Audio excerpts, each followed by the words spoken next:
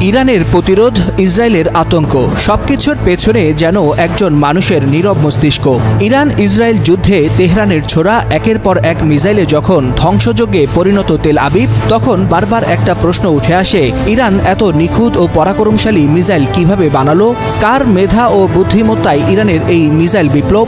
তাকে চিনতে সবাই ভুল করলেও ভুল করেনি ইসরায়েলি গোয়েন্দা সংস্থা মোসাদ।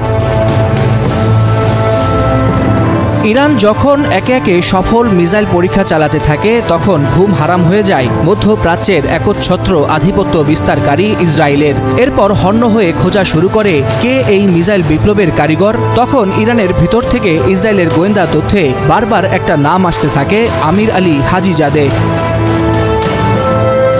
কে এই ব্যক্তি, কিভাবে তার হাতে বদলে যায় মধ্যপ্রাচ্যের শক্তির ভারসাম্য, কিভাবে তাকে মোসাদ খুঁজে পেল, এ নিয়ে বিস্তারিত থাকছে আজকের এই প্রতিবেদনে। শত্রুর ছায়া যখন সীমান্ত পেরিয়ে আসে, তখন দরকার হয় দূর থেকে আঘাত করার হাত। আর সেই হাত গড়ে তুলেছিলেন ব্রিগেডিয়ার জেনারেল আমির আলী হাজিজাদে, যাকে বলা হয় ইরানের মিসাইল বিপ্লবের স্থপতি, যার হাত ধরে ইরান গড়ে তোলে এমন প্রতিরোধ ক্ষমতা যা বিশ্বের অন্যতম সেনা শক্তিকেও ভাবিয়ে তোলে। 1980 সালের ইরান ইরাক